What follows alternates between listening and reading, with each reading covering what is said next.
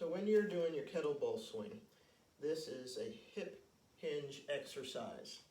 So if you take your knife edge of your hands, put them right here in the crease of your hips, and then push back, butt back. This is a hip hinge motion. Really useful motion for being able to pick up things on the ground, being able to squat properly, right? Being able to climb. The knees move this time, but it's still the same kind of motion here in your hip flexors. So this is a great exercise, kettlebell swings, to really activate this and get this area moving smoothly and efficiently so that you can constantly be able to get down, up and down off the floor. So here's the practice in the beginning, is pushing your hips back and then forward. Hips back, forward. Hips back, forward. Versus a squat this way. That's really happening in the knees, but we're not getting this butt back. So not this one, the hip hinge. Another aspect of the kettlebell swing is tightening the glutes. So once you push your butt back, we want to tighten the glutes, squeeze here at the top, the core itself, the glutes, and then squeeze your abs. If you do both, you brace yourself here at the top. If you squeeze your butt, but you don't squeeze your abs, you end up with this push back, leaning back kind of motion.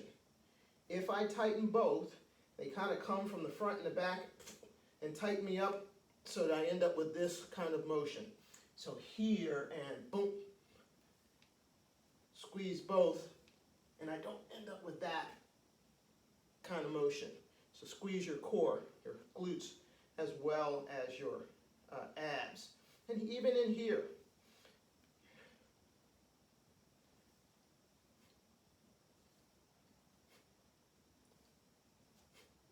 believe it or not, just doing that with no kettlebell, no weight at all, hands through, tighten, that'll get you going on its own. All right. We want to be far enough away from the bell that when I squat down, I can put my hands on it easily.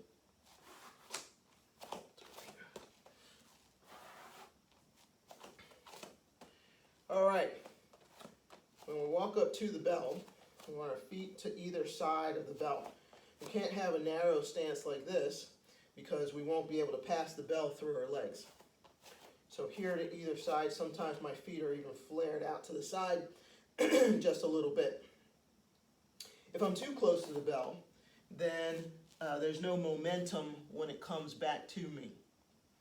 I want to step back a little bit. If I'm too far, then I'm leaning and reaching for the bell. So you have to figure this out for yourself, where does it feel comfortable. Butt back, already in the hinging position. And I like to let the bell lean in towards me. Now when I hike, I'm going to pull my shoulder blades back behind my body. So versus lifting the bell there, I'm actually going to let this action bring the bell to me. This is the hike.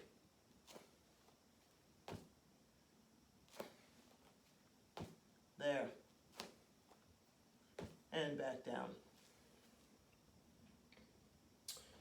All right. We're going to look at the full swing now.